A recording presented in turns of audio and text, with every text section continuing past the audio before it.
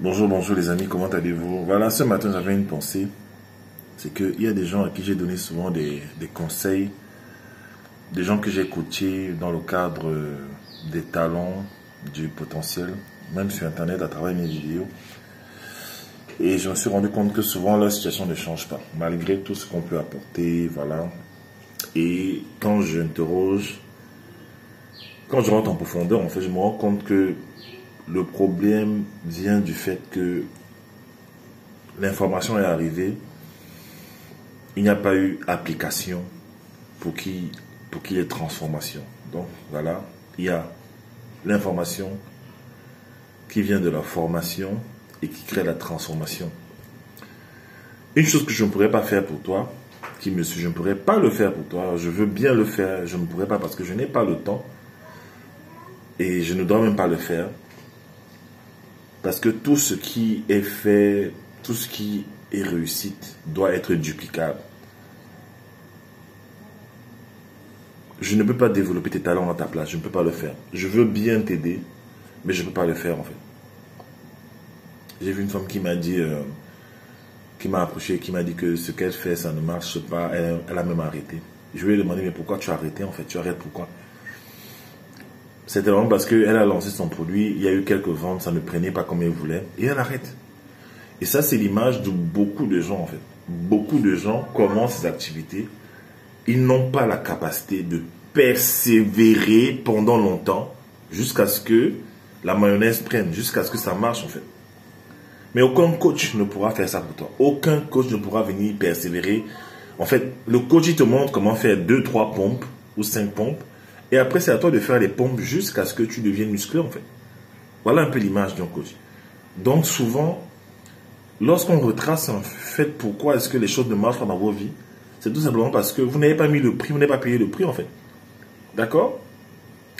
Je peux parler de ça sans paraître un donneur de leçons, sans juger les gens, parce que tout ce que je demande de faire aux gens, je l'ai d'abord fait. Je vous ai dit, j'ai vécu 7 ans dans un studio avec ma femme et ma fille, on dormait sur le même lit. D'accord? C'était compliqué, mais c'était des années où j'ai dû, avec ma femme, rentrer en profondeur dans notre expertise, dans notre talent, le potentiel que Dieu avait déposé en nous. On a développé ça jusqu'à pouvoir être aujourd'hui qui nous sommes en fait. Ça n'a pas été facile. On a été moqués, les gens nous ont humiliés, les gens sont moqués de nous, ils sont allés dire aux autres qu'on vivait dans un studio, tout ça, machin. Ça n'a pas été facile, on ne nous considérait pas. C'est pour ça que je dis aux gens aussi, évitez dans vos familles d'être les pauvres. Attention. Ne prends pas le temps, ne néglige pas tes talents. Au point où tu dis, ah, la vie est comme ça. Je m'amuse d'abord. La vie, c'est un tour. La vie, c'est un tour. J'ai remarqué que quand tu es pauvre, à cause du fait que tu as été négligent, les gens te méprisent en fait. Et on te le fait savoir lors des événements publics. Lors des événements, on te fait savoir. Il y a une catégorisation en fait des gens. Les gens qui ont l'argent, on les met dans une catégorie. Les gens qui n'ont pas d'argent, ben, ils sont toujours la tête baissée en fait. Et même si tu n'as pas la tête baissée et que tu es quelqu'un de très courageux, quelqu'un de dynamique, dès qu'on sait que tu n'as pas l'argent, les gens vont te mépriser en fait. Ils vont trouver un moyen de te faire savoir que tu appartiens à telle catégorie. C'est dommage, mais c'est comme ça que les êtres humains sont. Mais c'est dû à quoi? C'est dû au fait que dans ta vie, il n'y a pas une traçabilité d'une période pendant laquelle tu t'es enfermé pour travailler ton potentiel. C'est visible. Regarde ta situation financière. Regarde tes entrées financières. C'est lié directement à la dimension, au niveau où tu as amené des talents en fait. D'accord? Donc, souvent, n'en voulez pas à certaines personnes. N'en voulez pas aux gens. Ne sortez du blame game là. Le blame game. C'est-à-dire, on se plaint. Oh, c'est le gouvernement qui m'empêche de réussir. C'est mon père qui m'empêche. Il ne m'a pas payé l'école. Mon oncle qui a l'argent ne m'a payé les études.